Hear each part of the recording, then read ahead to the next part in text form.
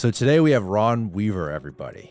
50 years of land use law, and you've been in this community practicing law the entire 50 years, and you recently retired a few years ago. I did. You're teaching some law classes at Stetson, and you were mentioning, too, some classes at USF, unrelated to law, right? Correct. Although there's a little bit of law in the 5 courses I'm teaching for USF Lifelong Learning and for ECHD Lifelong Learning include energy policy, the financial and the political and the environmental issues of everything from fossil fuels to wind to solar to nuclear and its revival, fusion in the future, and a lot of other things about energy policy, financially, environmentally, and politically. A lot of politics in there. So that's one of the 5. And then I'm teaching Putin versus Xi, President Xi of China versus Trump. How they got where they got, what they're doing right, what they're doing wrong, how history is viewing them, how history will probably view them, Putin versus Trump versus China's President Xi. So those are a couple of samples. There's a sort of power struggle on the top, right? Russia, China, and America trying to figure out who... Tri-party hegemony, they call it. The great powers tri-party hegemony. It's shifted so much in my short lifetime. You know, when I think of America, we're the best, we're number one, but really in the last few years, China's overtaken us in GDP and production and economic output. And then you look at images of their cities and they have this incredible infrastructure and bullet trains and yes, the largest bridges and the largest buildings in the world are in China. Yes. And you go, uh-oh. Uh-oh is right. Uh-oh. And they have their own international space station that's just them, not shared with Russia like we do. No, they have their own international space station. So I love teaching China. Is there sort of a prediction in that class on who will end up on top? Because there's a struggle behind the scenes. I mean, China's involved in military conflict. We are. And then Russia, of course, too. Absolutely. There are about 1,400,000,000 people in China. And like you said, it has a tremendous economy. It's grown about 7.5% each of the last 30 years. And while it's only going to grow population-wise less than it has, and the economy is going to slow down some. And for the last year or so, Xi's been having some economic trouble. But the EU is the 4th card.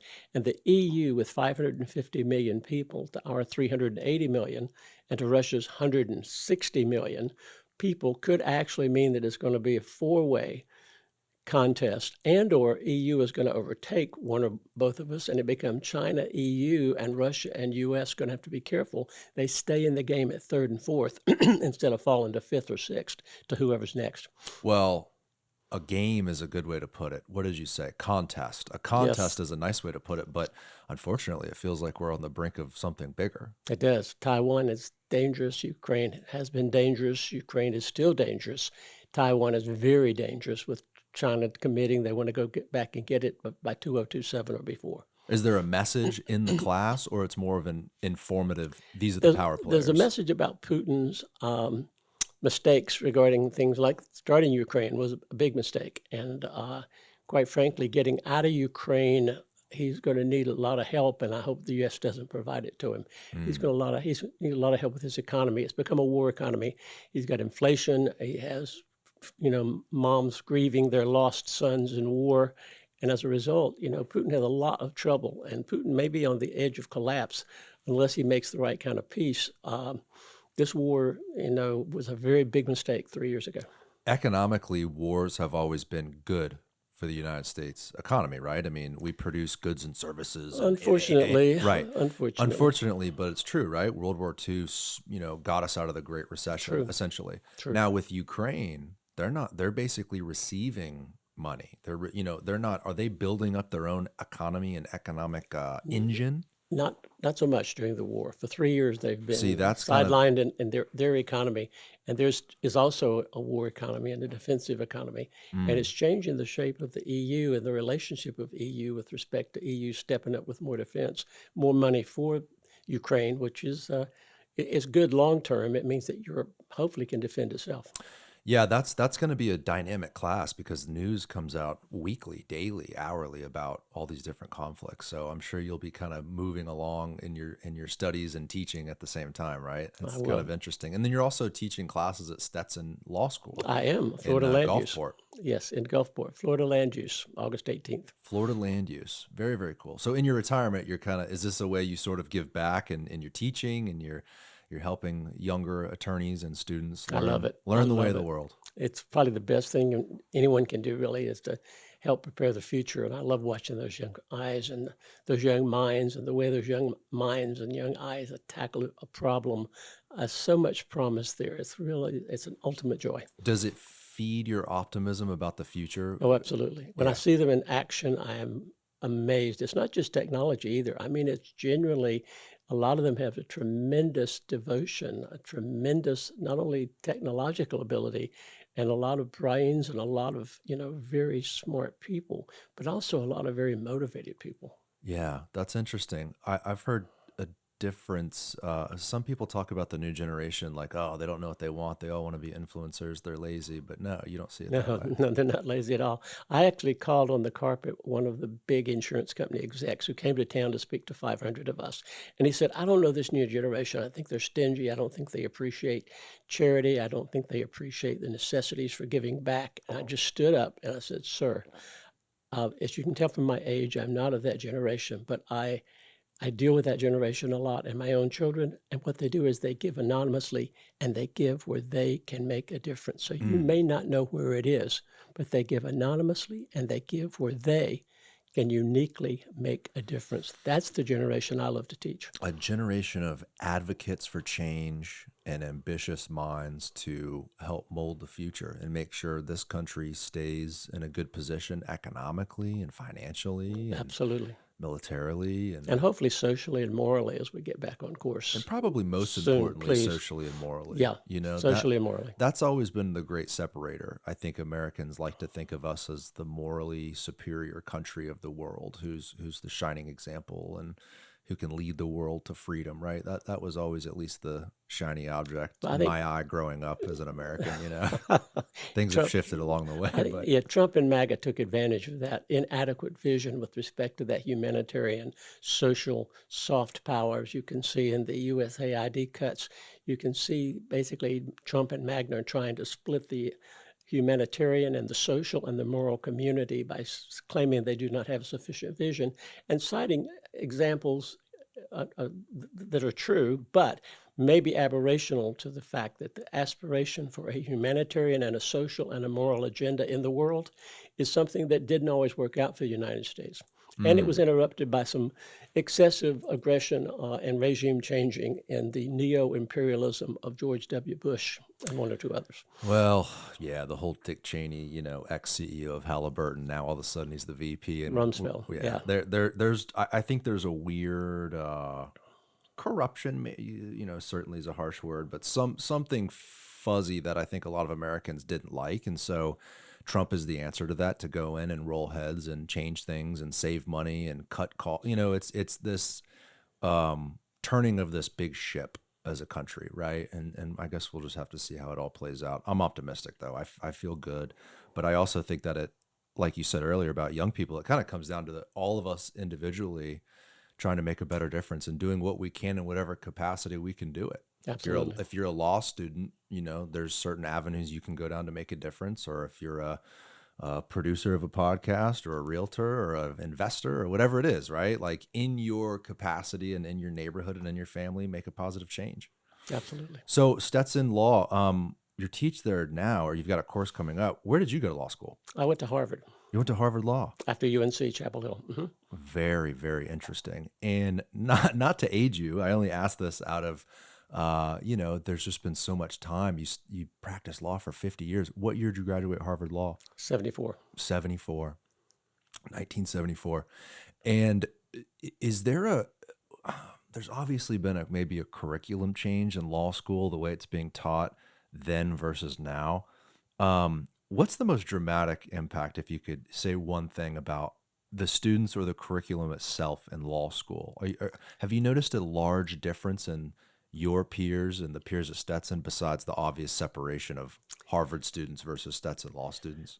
Yes and no. Quite frankly, the tops of the classes are very similar. Mm. And you'll discover that some of the tops of the Stetson class simply didn't have the money or the desire or the family situation to be able to go up to Harvard when they got in. And as a result, I think the top of the Stetson class is a lot like the top of the Harvard class. Very interesting. Not as true in the middle and not as true further down the Sure. class, but very true at the top and always intriguing to me. And that's what my professor advisor at UNC Chapel Hill said to me, which was whether to take a full scholarship to Wake Forest Law School or no scholarship to Harvard. And he said, you'll do the same either way. You will go out there and you'll either perform or you won't. And with your grades here, I had like 37 A's and 3 B's at Chapel Hill. I think you'll do okay out there either way. And it won't really matter. It's what you've got and what you're willing to give that'll make the difference, not whether you go to Wake Forest or Harvard. You'll be the same after. I always appreciated that advice. I didn't take it by going to Wake Forest on a full ride. I went without scholarship to Harvard, but my wife worked as a bank teller to put me through and bonded us forever. Wow. And were you working like summer jobs trying to pay? Absolutely. We both had a great summer job as park directors and made enough money to pay the Harvard $3,000 and then live on her $95 a week as a bank teller. What's that Tom Cruise movie where he's a student at Harvard Law and he's like super bright, but he's working at the restaurant waiting Oh yeah, tables? another one, Rookie or something like that. The Yeah, firm, freshman, maybe the freshman. the I think. freshman. Yeah, there are 2 or 3 So movies. that was you like Well, trying to make ends meet, pay for tuition at well, Harvard. that's right. Cruise was the firm. That's true. Yeah, Cruise which was was the a firm. really interesting movie, right? He Fascinating joins this movie. law firm that turns out to be like a mafioso, Tax fraud and yeah, gangsters and kind of an Caribbean interesting. murders and Caribbean wars. So that Yeah, was you, but without the mafia in the background, right? correct. Interesting. Wow, Harvard Law. So where are you from originally, and how did you make your way down to Tampa? Winston-Salem, North Carolina. And then Chapel Hill was easy because it was very cheap for an in-state student. So Chapel Hill was a great education for $87 a semester. And a North Carolina kid got a really good trip through a really great university. In fact, UNC now is kind of part of that new Ivy, as is Florida and Michigan, Virginia, and a couple of other great schools of the new public Ivies, they call it. And I love that because Ivy growing up was always reserved for the best and the brightest and the wealthy families you'd imagine from the Northeast. But now, I mean, the University of Florida and my alma mater, Florida State, fantastic schools. USF, great program. Like, Yes. right, you can get an amazing education without going Ivy League. Absolutely. Absolutely today, And which the is honors such a great program thing. that USF is as good as any in the country. The 100%. USF honors program. Absolutely. So you graduate at Harvard Law in 1974. How'd you make your way to Tampa? There were 6 or 8 firms that took an interest in me, and so 2 offers in Houston, which we loved, and an offer in Miami, and 2 offers in Tampa, and 1 or 2 others around the Southeast. And sure enough, we felt like Houston maybe had reached its 3 p.m. in the afternoon, and maybe Miami had reached its 2 p.m. in the afternoon. But Tampa felt like 10 a.m. in the day of its greatness. It was still morning, still mid-morning, and it had a lot of midday, a lot of afternoon, a lot of evening of growth and expansion. Whereas Houston had begun to see kind of where it might cap. Miami, you could see a little further away where it might cap, but Tampa just had so much more opportunity in 1973 when we're interviewing, so we chose Tampa. Wow. So there was a sort of allure to the potential for growth in your career. Absolutely. Did it feel like Miami and Houston were just huge markets where, I'm just another fish in the punch bowl here type thing, where Tampa, you could really make a mark? Exactly. I think the same is true today. I do too. Maybe we're like, well, you said 10 a.m. Maybe we're what, 10:30 a.m. now? Exactly. I don't know. We haven't reached the peak of our greatness, that's for sure. No, I think we haven't. have a long way to go, but boy, we've came a long way since the mid 70s. And so what was your first job? Well, I went with a law firm called Carlton Fields, which is still a fantastic powerhouse. Fortunately, I worked under a gentleman named William Reese Smith, who was going to become president of the American Bar Association, and I helped run his campaign. So I got to go into the American Bar Association meetings of the 51, they call them state delegates, and got a chance to see the top of the American Bar Association my very first day. Wow. I even went over to the Chief Justice when I arrived at my first meeting. I hadn't found my boss yet, Reese Smith, and the Chief Justice had just given a speech. It was Warren Burger. He was Chief Justice of the Supreme Court. He gave a speech. As he came down, I went over to him and I said, I'm looking around, but I don't see my boss, Reese Smith, from Tampa, from Carlton Fields. And he said, I'll see Reese tonight. But I didn't see him here today. And at my speech, tell him I'm disappointed. And so next afternoon, I finally ran into my boss, Reese Smith, as we picked back up the campaign trail for him. And he said, I don't know what kind of lawyer you're going to be, Mr. Weaver, but you send a hell of a message. The Chief Justice was telling me you were looking for me last night at the trustees' black tie dinner. Wow. Wow. So what happens next? Well, we go to the next meeting in a couple of months, and Reese sends us out to bring back people to come vote for him for president of the American Bar. And the other lawyers go out and don't find anybody. My wife and I go out, run into Berger on the elevator, bring Berger again, and Berger comes into this little reception of folks trying to recruit to vote for Reese Smith. So from then on, they told me when they go to the Vatican, people look up and say, who's the guy in the white robe with Ron Weaver? It's still true today. I feel like I've known you just through different political events over the years. Real estate events. We did that panel together, which was a lot of fun, which was interesting, talking about, it was Tampa Connection at J.C. Newman Cigar Factory, just talking about Tampa's future and the history and some land use stuff moving forward. And there was some young people in the audience we were trying to sort of inspire, and I was trying to relate to.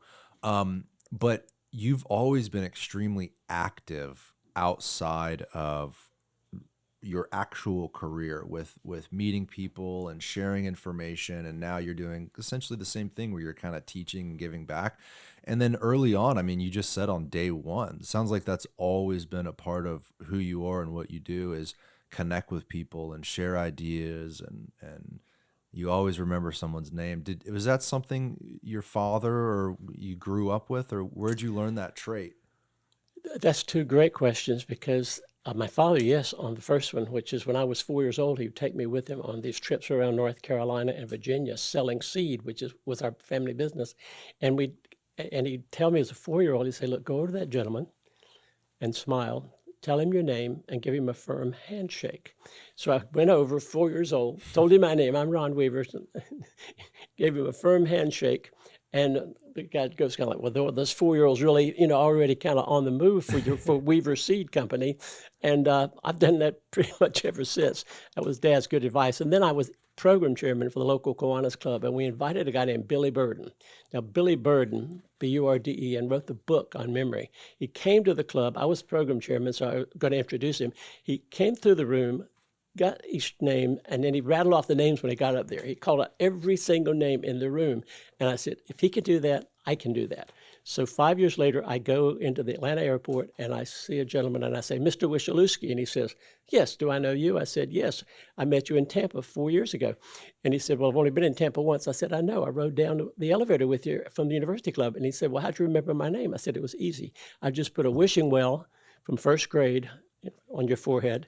Then I put the letter A from first grade on your forehead. Then I put Lou Gehrig, and then I leaned a ski up against Lou Gehrig. Try to forget that. He said, I can use that. So that was Wish-a-Lewski. It's 4 images, the most romantic image, the one that appeals to you upon the sound of that particular syllable. And so you take each one of those 4 images, which is the first one that comes to mind romantically, and you put that on their forehead forever.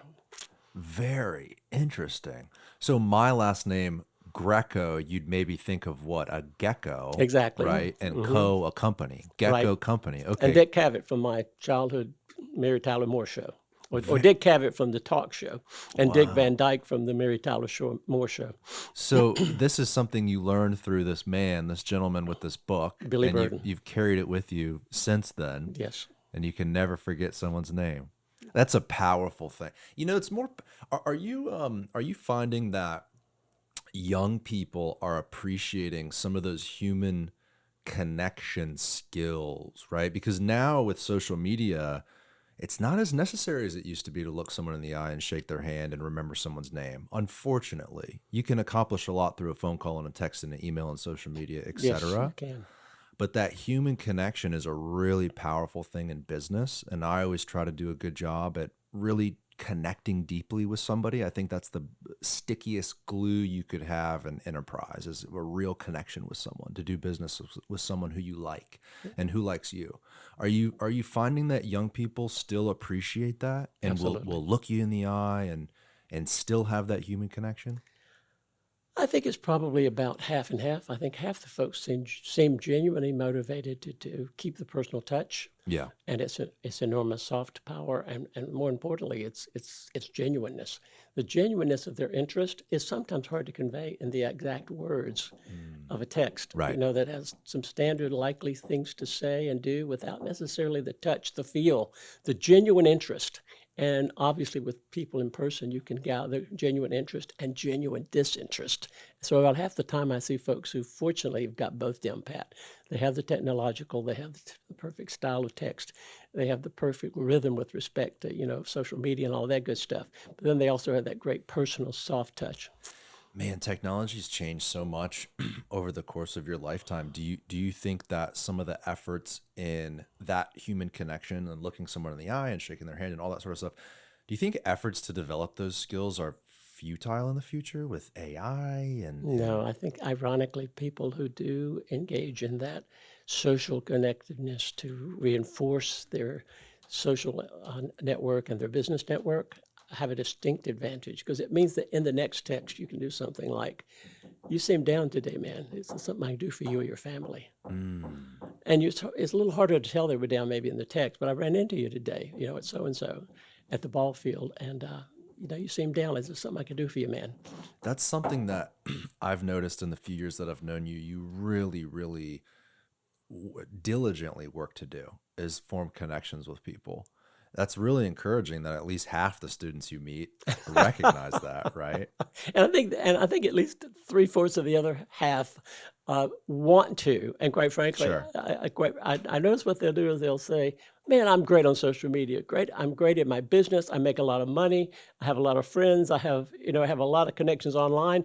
And then they get in a crowd with a bunch of folks, and they don't have that rhythm where they come into a room and they light it up. And they look around at folks who do come into that room and light it up and know a lot of folks and start socializing, and they realize there is so much that cannot be done technologically that has to be done with interaction and always will be for a Always thousand will more be. years. Yeah, for 1,000 more years.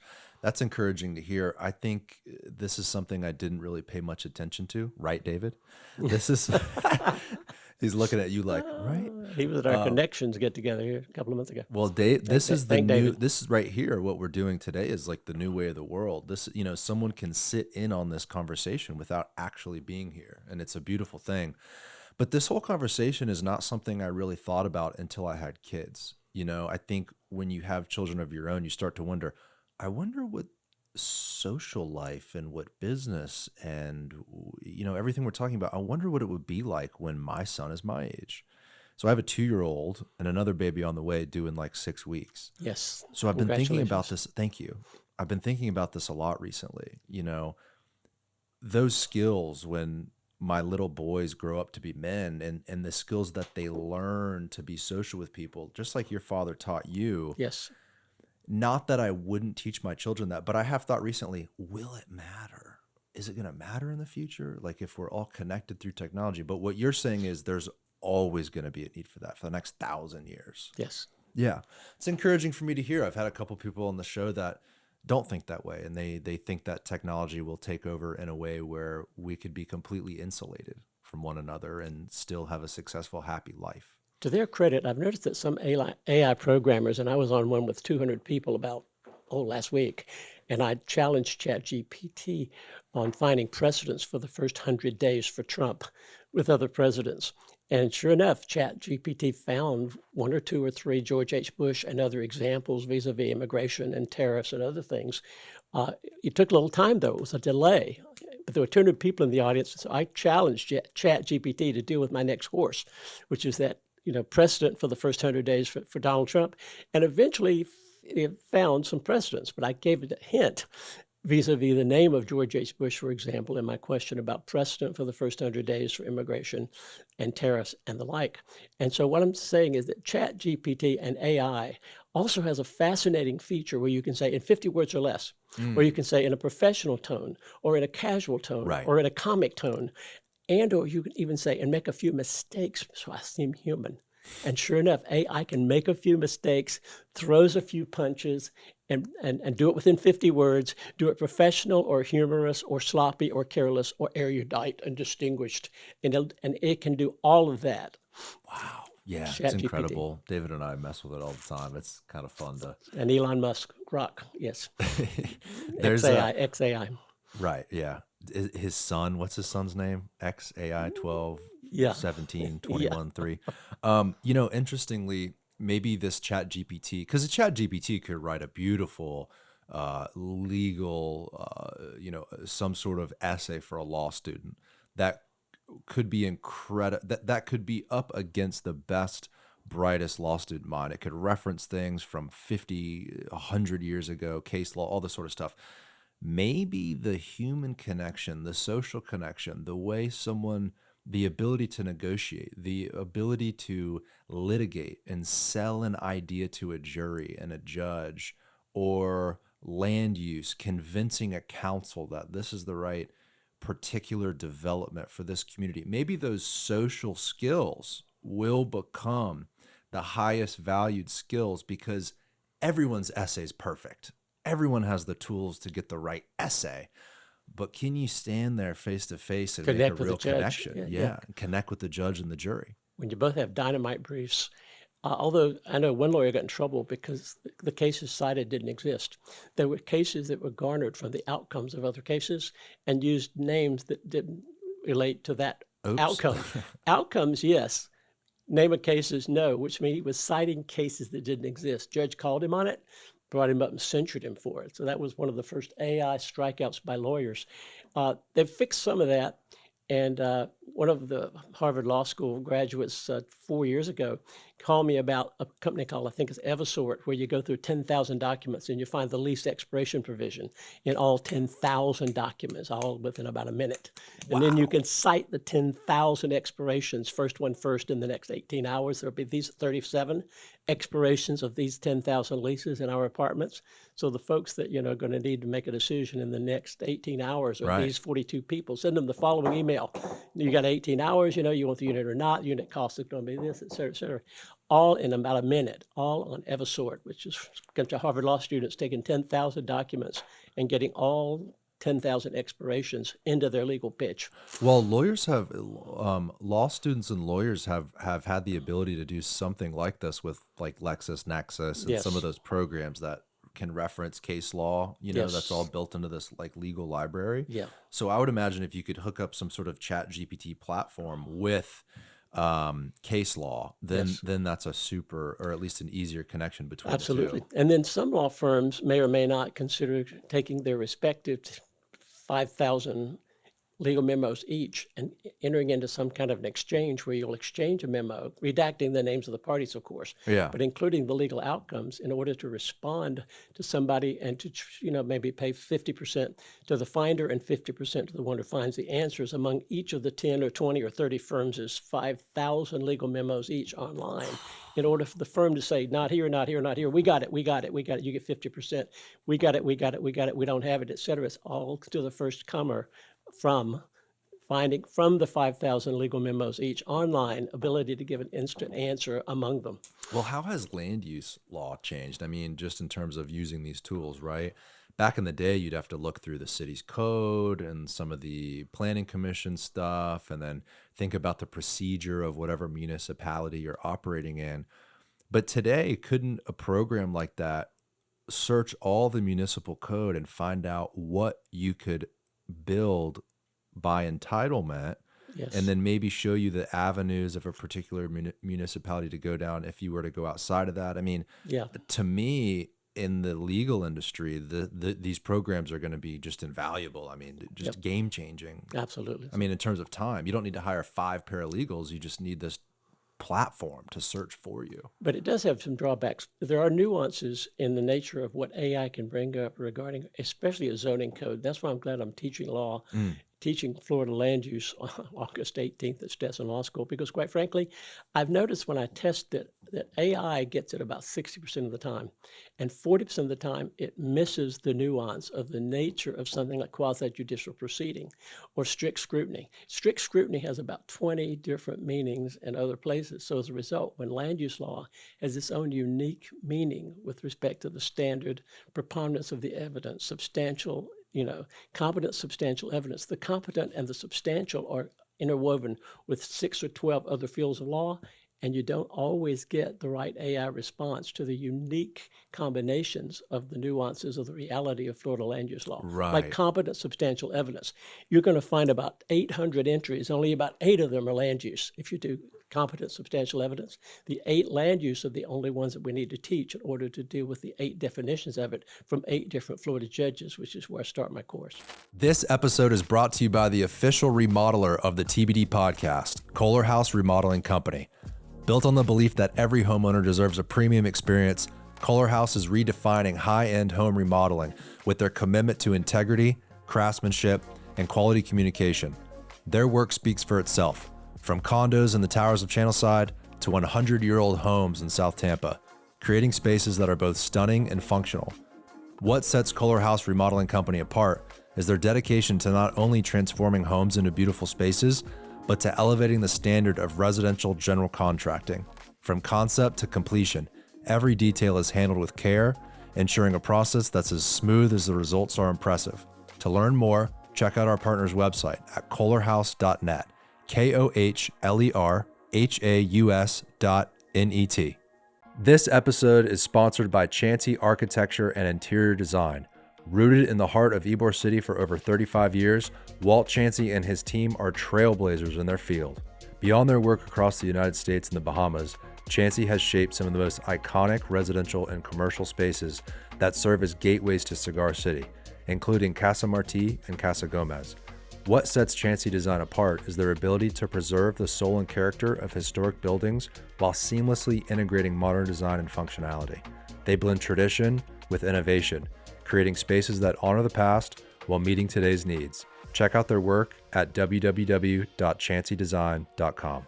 You would say it's maybe halfway there. This technology is Yes, I'm halfway saying it's there. about halfway there, and the other half is extremely dangerous because Right. if you miscite a competent substantial evidence and it's not one of or the best preponderance of those 8 judges who have defined it, whom I love each one of, and each one of their definitions, 3 of which are poor and 5 of which are brilliant, ability to persuade, rational, reasonable, et cetera, as far as the definitions, but those are by Florida judges, and competent substantial evidence has about 790 rabbit holes and about 8 winners.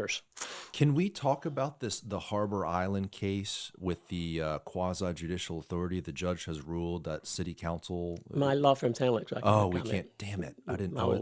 old law firm's handling it Oh, shoot. while I was there, so I can't But talk that's about going to be I mean, we can talk in general how that really is an interesting one that brings up this very conversation, and what authority council has. That's one to watch for sure. it. Absolutely. Damn it, David, we can't talk Sorry, about it today. I'm sorry. It's all good. I'm sorry. Let's talk about some early on in your career. You mentioned you worked on some of the first high rises in downtown Tampa. Absolutely. I love that. Thank you. Thank you. I loved working on the Truist building because the Truist building was the SunTrust building, and the SunTrust folks were over in the Blue Bomb, which is now the police headquarters. Truist building is the one with it's like a pointy top, David. Catty corner to the southwest, southeast. That's it. The A Truist Tampa building. icon, right? A Tampa icon. Totally. And it was going to be, first of all, I got it permitted in about 31 days because there was a downtown process called the downtown development of regional impact, which meant we had wired the whole town for about 5 million square feet of all uses that could just be plugged in 31 days instead of a year or 6 months even. We just plugged it in 31 days to get that thing approved because we had pre-wired downtown with 5 million square feet of advance approval called the Downtown Development of Regional Impact Order. So 31 days, we're fully approved for the Truist building. Southeast Bank was going to be a tenant, but they failed because a judge had found that they were insolvent. A year later, the judge found that they were not really insolvent on appeal, that they had just been deemed insolvent by a miscalculation of their capital. And suddenly we've lost Southeast Bank as a lead tenant, and we end up moving Sun bank from the blue now police building. And the police building, what was that initially constructed as? An office tower? It was flagship, I think, or it was old Marine Bank. I think it was the old Marine Bank building back in the 60s. So, and that's the Tampa PD HQ today, which is kind of that iconic older blue office building. There's Right. that museum downstairs. But let me pause and talk about this like pre-approval setup for Tampa's downtown, Yes. where there was a situation where they had pre-approved entitlement, Yes. where you could go in and build a skyscraper and get an approval within a month. Yes. Do we still have something like that today? We do, remnants of it. Ron Rotella, who ran the West Shore Alliance for Al Austin and Jack Wilson, and those guys, Dick Beard, those guys that were West Shore. What we did is we flew to Tallahassee and we met with the legislators and we said, look, here's the idea. And we laid out what you just described. And they said, no way, no way. And I said, what if it's drafted as follows? And I handed them 2 pieces of paper. What if it says the following? If you bring in a study of 5 million square feet and its impacts on the roads and the water and the sewer, and you get it approved in advance as a area-wide downtown development, or in this case, West Shore development was the first one. And so they did it for the whole state. And they said anybody in the state can do a concentrated area-wide development of regional impact approval. And so we did it. And the morning that someone called me about the Amalie Arena from the newspaper, I said, have you looked at the downtown development of regional impact? And he said, no, somebody told me it would take 12 to 18 months to get approval of something as big as the Amalie Arena. And I said, no, look again at the downtown Tampa development of regional impact order. It has 5 million square feet of approval in it, including public assemblies, one of the 10 approved uses, for which you can get it done in about 31 days, like I just did the Truist building. And they wrote it up the next day. It could be even 31 days instead of 12 to 18 months to get approval for the Amalie Arena. So Amalie Arena, that was approved in 31 days. Yes. Plugged in to the already because it had been pre-approved. It had been as a pre-approved. part of the downtown development order, downtown development of regional impact development order. The reason it takes so long to approve a skyscraper is because it's such an intense use, or in the same thing with Amalie Arena. And so the reason it takes so long, okay, well, let's study the traffic. Let's study the stormwater drainage. Unless they're pre-studied. Interesting. With mitigations for, when you get to 1 million square feet, you pay this much money. You get to 3 million square feet, you pay this much money. And there's a trade-off of trips depending on the use. Is there something similar on a smaller scale where you could do that for an entire city? And yes. Yeah. Does that exist here in Tampa? Candidly, that would just be a big area. The question is, would that area meet the criteria of the statute for it being an area-wide? So this statute is still at the state level. It's still a state level, but you do have to go through both a state and a local approval in advance. And then when you plug it in locally. Downtown community redevelopment area. This is a different thing. It is. Wow. And so name it one more time. So Downtown development. It's the development of regional impact. Downtown development of regional impact. And this was 80s, I would assume, 80s, when they were really getting mid-80s. into the land use and the planning. Early and mid-80s.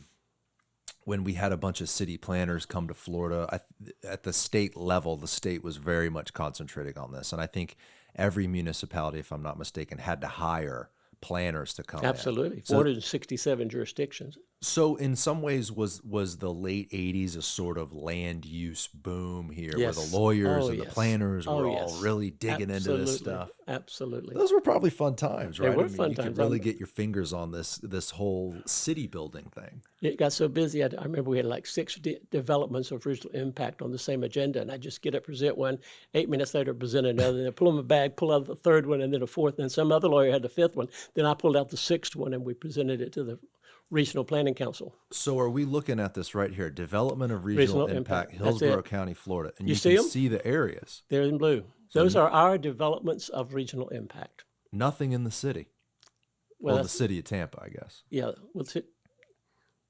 Right? From what I'm looking at on the map, I don't see anything within the city. It may have lapsed 5 or 6 years ago, but we had it was probably 30 years. 30-year thing. About 30. It was a 30-year thing. God, it just sounds like a really plug and play situation. Today, land use in Tampa, and I know the code's getting rewritten and there's some good stuff to come, but it has gotten complicated for Yes. smaller investors and developers to provide some missing middle and some Yes. smaller homes. The water streets and the gasworks of the world is kind of a separate thing, right? And some of Right. these skyscrapers work a little bit different. But this is a really interesting thing. I wonder if the city could get together and do something and on a broad scale where they could fit you into a box with quick approval. I mean, imagine if you could get permits in 30 days and in particular areas Yeah. around town. By pre-approval or by pre-study in effect. Wow. In fact, some people would call that a sector plan. The state has tried to evolve the process into what's known as a sector plan. Sector plan is another one of the three types of prior approvals. Sector plan. Sector plan defined by Sector, geography correct. It's like and 5,000 specific or use. 15,000 acres, sometimes up to 60,000 acres. And basically, it's also a similar form of pre-approval approved by the legislature about 25 years ago. The development regional impact process was 1973, and the sector planning process was probably about 1980, 88. And basically, it's 5 or 15 or 30,000 acres of prior approval. And City of Tampa processes take a while, but a lot of them are simpler than they were back in the development of regional impact days, when every individual developer spent his 12 or 18 months getting his first approvals. And then we went out there and got the area-wide DRI to wire the house for the mixer in advance. wow. And so what does that do on the developer side? Does that make the developer basically focus on the permitting and the construction and the highest and best use versus trying to figure out entitlements for months and months and months and months? Right. It kind of fast tracks Absolutely. development, essentially, makes Absolutely. it easier, makes it more efficient, Yes. more business friendly. Yes. And so how many buildings in Tampa's downtown were built with this Probably pre-planned? about a dozen of those were all parts of the downtown development order. All this, like right when I was born, all this stuff was built. Like maybe that coincides in the late 80s and early 90s when all these big office towers were cranking downtown Tampa. Absolutely. Fascinating. So let's go back to the story on Truist. So we've got the existing police HQ, which a bank tenant was in there. Yes. SunTrust. SunTrust was in there, and you had the previous bank bail out of the current Truist building. They were declared insolvent by a court, which a year later the higher court said, no, they're not insolvent. You miscalculated it. So they disbanded them. It was too late. So their trustee, whose name was Mark Brandt, basically won his case a year later. It's too late. They've already been disbanded. Their assets been sold to others. And so SunTrust came into the lobby rather than Southeast Bank coming into the lobby of the now Truist building. Wow. And so the police HQ, that's maybe 60s vintage? About 60s. Yeah. And Marine Bank. And so the city of Tampa purchased it. The city Yes. of Tampa owns it now. Tampa And David, Police. go from above and go over the police HQ, because I believe this is kind of a redevelopment opportunity coming up in the next few years, I would imagine, as that building ages and As is Tampa's. Tico moving out to Dale Mabry, as you know. Now where's Tico currently? Tico's right there to the left. You see Polk. You see Polk Tampa, Tico building, Zach. Right there with the Yeah. helicopter pad on top. No, you might have to move a little further over to Franklin. Come across from the Tampa Theater, so you're going to go over to Franklin. Yeah, that's it. You see the Tampa Theater. Across from it is the Tico building. Got it. Interesting. Yeah. What do you have any indication on how the police HQ is going to get redeveloped? I do not. And I'm not sure about the Tico either, about who the replacement or tear down or what's going to happen to the Tico building. But it's also vintage about 1980-ish, 81. Chairman Mac McInnes and President H.O. Crawford did a great thing to get a downtown alive by joining with Jim Cusack and the Mack brothers that he grew up with in New Jersey to do the Mack building, which is now the Pink County Center. And Dick Beard and he raced to the sky with what is now the Fifth Third building. And they built a Cedar Key seafood dinner who'd win the first mid-rise when it came time for Mack building, which is now the county center, built by Jim Cusack and the Mack brothers of New Jersey, versus Dick Beard, who built what is now the Fifth Third Bank building. As they race to the sky, winner gets a Cedar Key seafood dinner. Oh, wow. That's a pretty damn good dinner right there. Now, the Regions building, right, down south, David. Yes. Which is that little kind of staircase building, Yes. super iconic for the Tampa Absolutely. skyline. Dutch Dutch investors had me get them approval. It also took about 30 days, 32 days maybe, and that's the pink one. Yeah, the pink one there, South Tampa Street.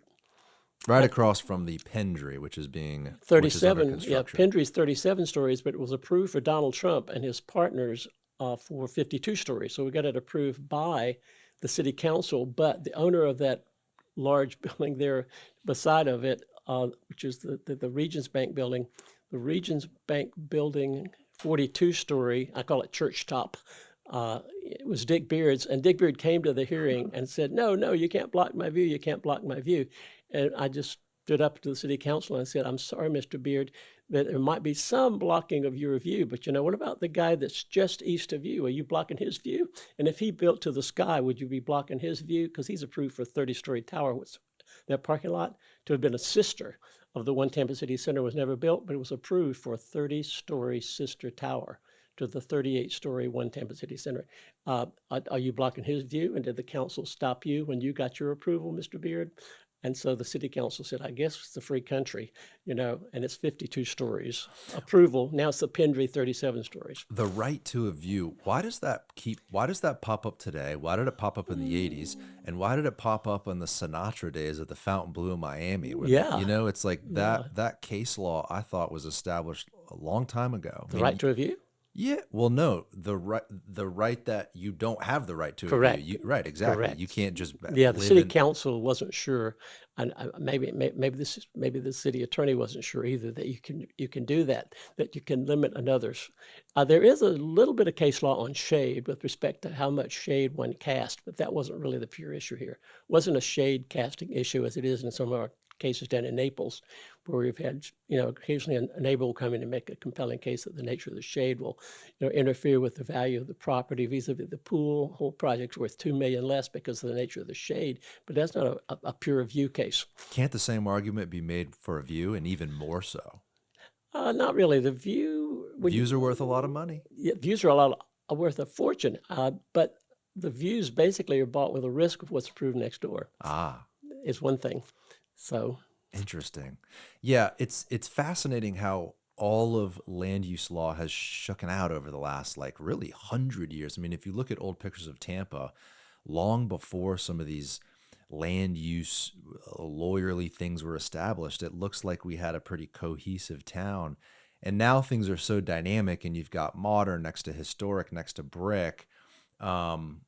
And it still seems challenging on my side. I'm not an attorney, right? On the public side of it, my opinion is how do we plan for the future and really develop Tampa and take it further in terms of the urban core, right?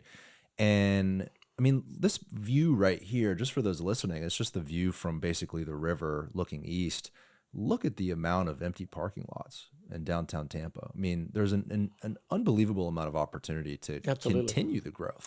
Absolutely. You couldn't, in a way, it's just like you just said, if you build the structured parking the way these 10 buildings on the left here have, if you were to do a similar fill-in between Water Street and Right. its magnificence and its elegance and its intensity, if you were to take the Water Street intensity and repeat it 4 times, if you just look sort of here at Right. those parking lots, eventually in 50 years, we'll have 4 times Water Street in the middle, on the right half of that, filling them in. So it'll be a nonstop, just like Minneapolis and 42 other cities in America.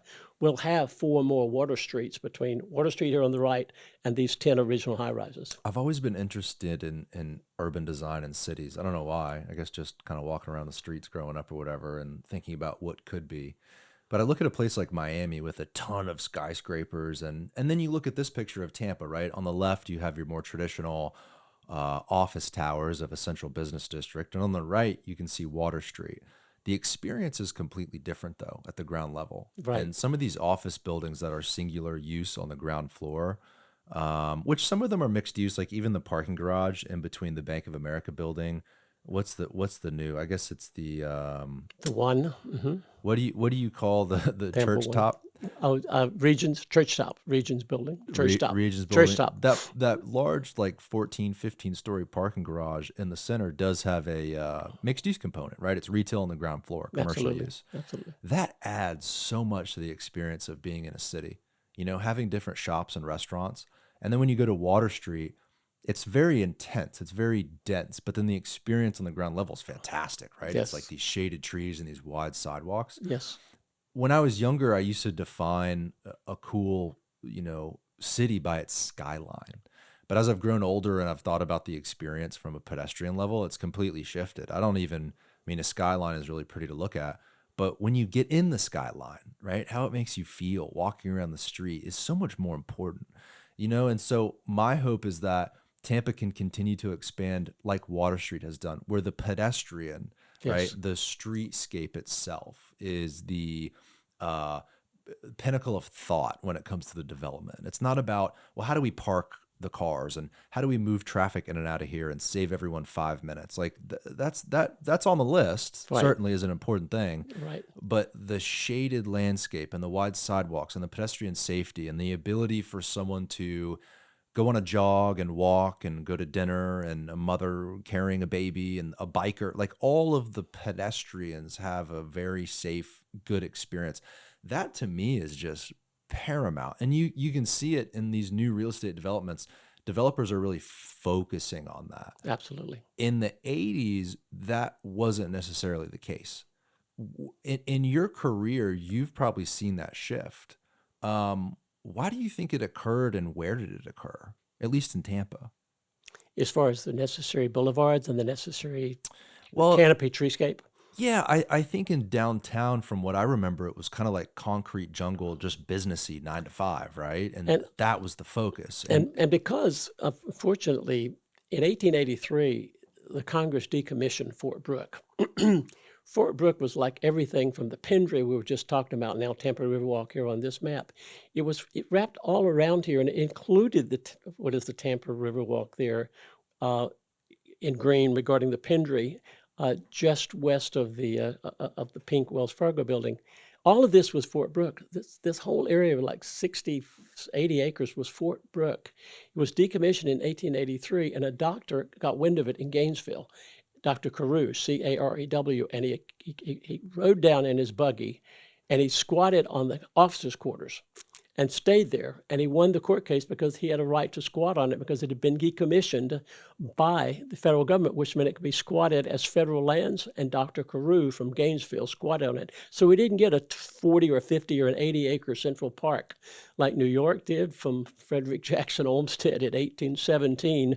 No, in 1883, we ended up with a doctor squatting on the officers' quarters and 15 other people squatting nearby.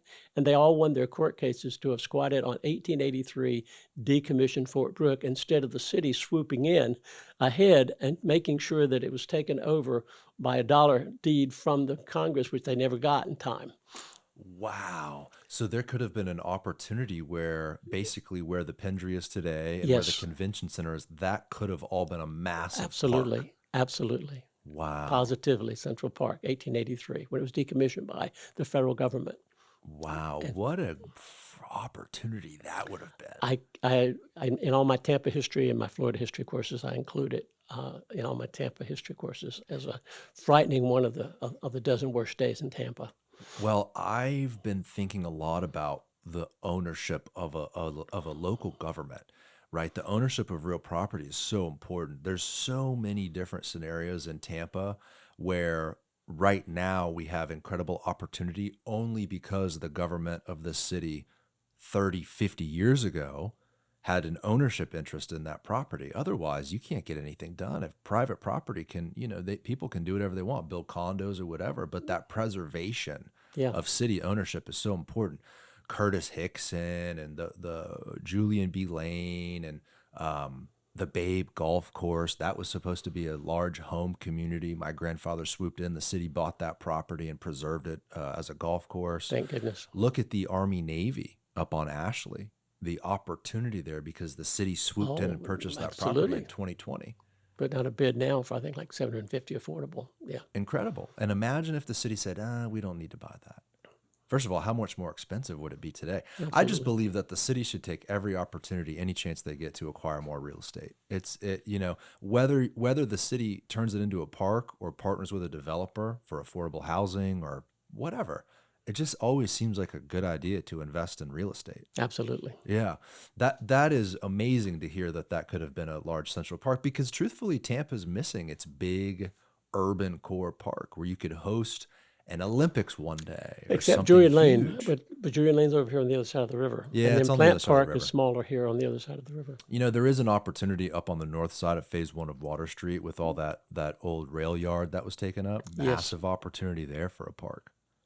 So we'll have to see what happens. But when I look at this view, and looking at old pictures of Tampa, gosh, we've come such a long way. But we have a really long way to go and some amazingly optimistic times ahead if this gets all developed the right way. Do, do you see any pinch points or challenges that you think should be shifted in order for us to meet a common goal, which I think you have the same goal as me, which is a really vibrant urban core, much like Water Street, shaded trees, pedestrian walkways, etc. Do you see any pinch points or challenges to overcome to get us there? I think, quite frankly, that the next two or three Water Street's critical masses need to not only include a disproportionate amount of green space, but also Mm, public art, and maybe even use public-private partnerships and community redevelopment agency monies and other creative techniques, matching grants, Community Foundation of Tampa Bay, folks who have recreation and the like, in the hundreds of millions of dollars that are in those trusts in the Community Foundation of Tampa Bay, where citizens have left a legacy. They want the legacy to include green space, open space, mm, parks, recreation, and things for children, things to take care of children and young children. Those are 6 ways to make sure that all the possible opportunities to take what we call that 1883 mistake and missed opportunity and make it up in the air like an airline pilot flying from LA to New York and make it up in the air. We need to make it up in the parks, make it up in the open space, make it up in the recreation. And then the development obviously will not only key off of it, mm. it'll turn it into a different kind of development long term because Yeah. it'll mean that when we connect those Old Center and Water Street with the next 4 Water Streets, that will do it with a critical mass that includes a connecting park and a connecting way of saying that when you're going from Old Town to Water Street, you're going to go the gorgeous green irresistible promenade. Mm, We're going to walk in the heat. No, we're going down the gorgeous irresistible shaded promenade in mm. order to get. It's not going to be our own Champs-Élysées plus, but it's going to be a green Champs-Élysées to make sure that each of the next 4 Water Streets has the ability for us to connect Old Town and Water Street by something that is a world-class, shaded public area and fountain promenade. So when you bring up the 1883 mistake, Yes, you bring it up to have the conclusion of we can still write the future. We can still course absolutely. correct.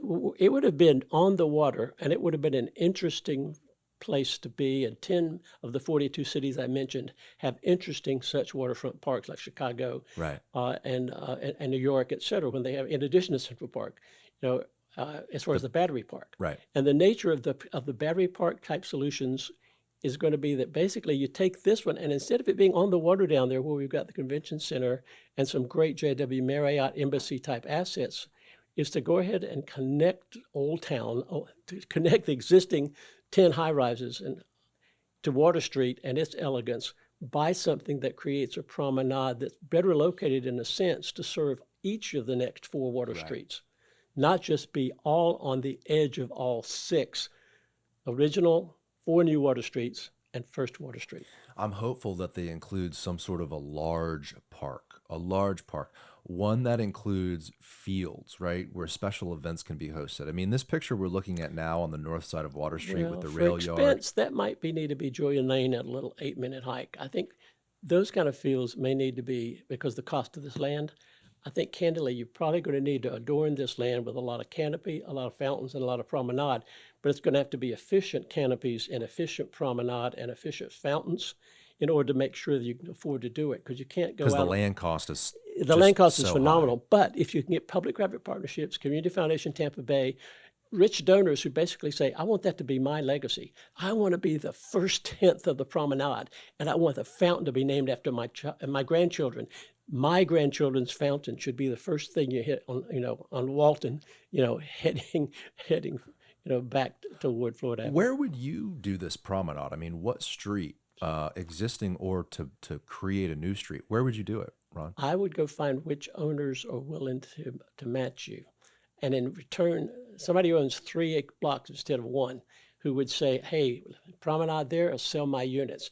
Green space there will sell my units, etc. It'll sell my retail, it'll sell my office if we do green space together. So you pitch the green space in from 4 or 5 different directions. You're in for a sixth, you're in for a fourth, you're in for a third, you're in for a 12th. I'm in for a 12th. Each one of them benefiting, just like we built 301 with $23 million worth of developers pitching in $1.5 million each. The way we built Cypress Street by each of the owners on Cypress Street pitching in their land for free in order to extend Cypress Street in West Shore, for example. Each of those owners pitched in order to make Cypress happen, extend it out to their property. And so would this be a city government initiative It'd that be a is in combination, partnership? and it should be a partnership. It should basically be a public-private partnership that includes the city as an extremely active partner, using every device in the city's power, every device in the state's power. A state should be one of the partners. Then you need the Community Foundation Tampa Bay, and then you need 3 or 4 representative owners to represent each one of the ownership interest and goals, and then 1 or 2 regulators in order to make sure it gets done. Well, I guess you've got Cumberland, Whiting, and Jackson. Whiting is going to cut through to Meridian. So, David, right in the middle, the brick road, you don't have to zoom in or out. Yeah, right there's Whiting. That's going to get connected through. There's a new Selman Expressway off-ramp right there. Now, Jackson is really a travel lane. You need flow of efficiency of traffic on Jackson. You really can't. You could certainly mitigate. They've done a great bike lane, some parking. You can mitigate some pedestrian safety issues and match that with some traffic flow. You can't make every street one lane, right? I mean, we have total gridlock. No. To me, Whiting in the middle, because it connects under Fort Brooke Garage into that waterfront park where the Pendry is.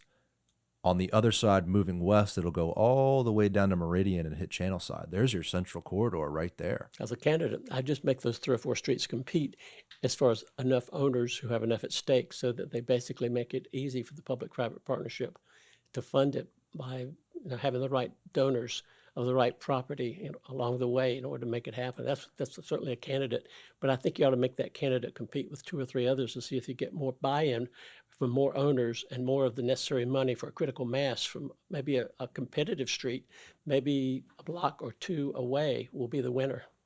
Channelside's had issues with green space majorly. I mean, really, Channelside, what do you have? Washington Street Park. I know the city, thank God, bought that property or had already owned that property. I think they bought it from the port on Channelside Drive. That'll be a little pocket park.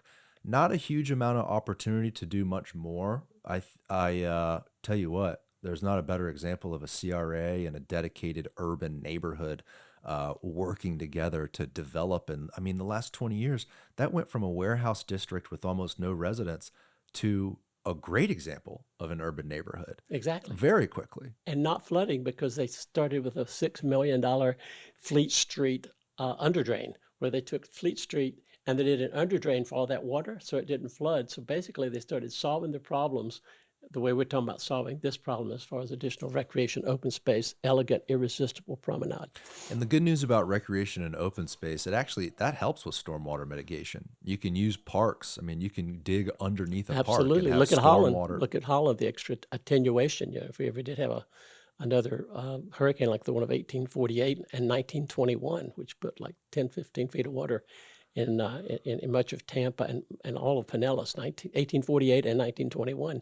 We need some attenuation areas like in Holland, where there they are. They're a park now, but they could become an attenuation area for any kind of major storm. Yeah, they become a swamp for a few days or 18 hours during a hurricane. That hurricane in 1921, my grandfather told me water was up to the Columbia restaurant door. It was indeed. Think about that. 15 feet of water downtown, 1848. 15 feet of water. In 1848. Unbelievable to imagine something like that happening today, which is why it's Charlie, so important to focus on that infrastructure. Charlie, Now, there's nothing you can do to stop the 2005, hurricanes. but for Punta Gorda, took the hit instead. But Charlie was headed for that exact 15 feet of water as 1848. Same amount of water, same intensity of storm, but it turned into Punta Gorda in 2005. Charlie would have been another 1848. They tend to make that curve right. Yeah. Thank the Lord. Seems like, I mean, we've had a lot of near misses. Look at last season. Milton 20 miles further, 20 miles further north would have been like 200 billion more damage than it did in Anna Maria. Just by pure luck, basically, and a lot of prayer. And so, to me, focusing on that infrastructure, but also matching it with parks and green space is kind of a beautiful thing. Like McDill 48 in South Tampa, they had the opportunity to do a large stormwater project, but also turned it into a beautiful, cool park where you've got these stormwater lakes. Absolutely. I mean, kind of a genius idea to combine both of those things and think about stormwater holistically.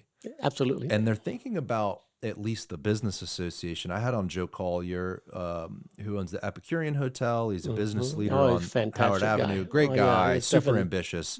Great guy.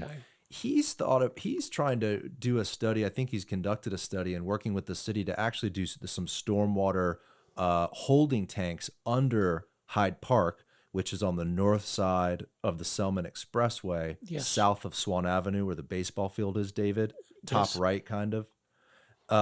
Hey, look, if you're going to redo a park, a large park in the city of Tampa, figure out a way to implement some sort of stormwater in there as well. I mean, that makes complete sense, right? There's also low insurance rates nearby.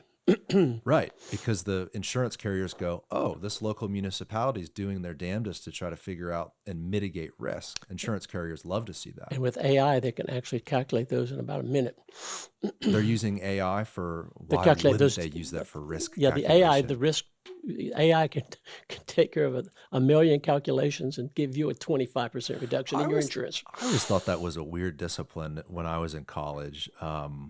Risk assessment. I thought that was kind of an interesting one. I had a couple friends that were in that major, and I was like, that's a weird, because you're literally calculating the percentage something could or could not occur and basing finances and bet making essentially on that risk calculation. Absolutely. So they're using AI now to including the replacement cost, including the tariff, including the replacement cost, including the tariff.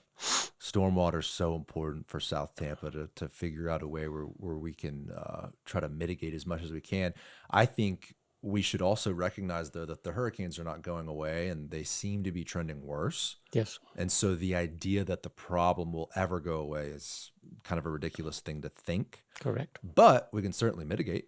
Absolutely. We can certainly mitigate. So I hope they continue to do that. To me, if you're going to redo Hyde Park, you just dig under it and add that to the project. Plus, there's probably some good federal dollars where you could, get up there, and Kathy Castor can bring some federal money back home to help with these projects because they're so expensive. And she does. I'm always seeing a new press release where she's bringing 5, 10, 20. She's doing one, Palmetto Beach, David. Look up that one. They've got this amazing federal grant where they're going to help, boost up our storm resiliency. Look up Palmetto Beach federal grant, massive grant. I want to say it's over $20 million, and they're going to help that community become more resilient for storm surge. I mean, that's a great thing. 24.7 million, big improvements coming to Palmetto Beach, getting $30 million for revitalized community, revamp. Bipartisan infrastructure plan came from President Joe Biden. That's what, she really has a big job. Obviously, she's a congresswoman, but think about that responsibility to go to the federal government and lobby essentially for our community for these projects. Huge responsibility. I wonder if I'm sure her office could put together a number, but I wonder how much money she's brought to our area. If you were to add all that a up, lot. That'd be an interesting number, wouldn't it? So have a few of the other Congress people. I mean, Laura Lee and some of the others are working other grants. Right. Absolutely. Ron, this has been great. Anything else you wanted to touch on today? We've been rolling here for a little over an hour. Thank you so much, my friend, for inviting me. Well, this has been really awesome. Thanks for sharing some of the stuff you've done in your career, and teaching law students is a big responsibility, and I hope you continue to stay active in this community. You're kind of a local legend here, to tell you the truth. You're much too kind. One last thought, and Sure. I'm looking at, thank you, David, for that screen. I'm just looking back at the Florida Aquarium and remembering when you do that irresistible, gorgeous, elegant promenade, it would be good to take things like the zoo and the aquarium and and the Buccaneers and the Tampa Bay Rays and the Lightning, and each one of them do a different, not just mural. There are a lot of murals. There are 346 of them that I've studied in Tampa. But I would say take a live, active display of the aquarium's best, like a super screen from View, our company View. Get one of those $10,000 screens donated, and up on it put some of their 3,000 images from AI of the aquarium, the best of the aquarium, what's playing now at the aquarium, what's the aquarium, what's the day to get a discount on a ticket to the aquarium, how to come, so that when you're on the promenade, you're also invited to the next Lightning game with a lot of Lightning highlights. You're invited to the next Tampa Bay Buccaneers with a lot of Tampa Bay Buccaneers highlights. Tampa Bay Rays, the zoo, Busch Gardens, Disney World should have a pitch.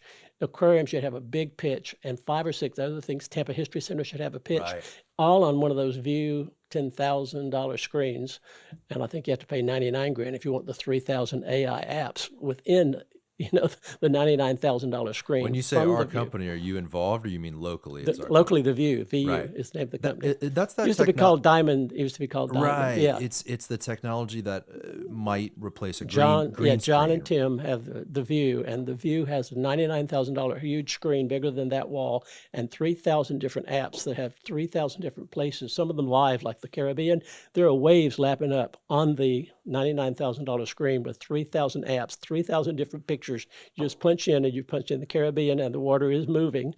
You punch in downtown Hong Kong, you punch in Beijing, you punch in the Florida Aquarium, you punch in Tampa Bay Rays, you punch in the Lightning, and there it is in action, all on this elegant, irresistible promenade. Was it Shane Brady, David, that was talking about that on the show? He was About the talking View? about how in movie VU. making it's a game changer because Yeah, you VU.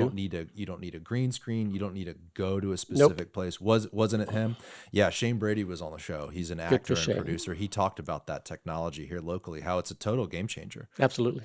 And it's fascinating how, yeah, you could do it outdoors and have the only problem though Yes. is if you did that all over the city, wouldn't we just become like a Times Square corporatized signs No, just and the lights opposite. and Just the opposite. You could only cover if you had a long promenade, and the promenade were, let's say, a hypothetical 2 miles, sure. 1 mile up, 1 mile over.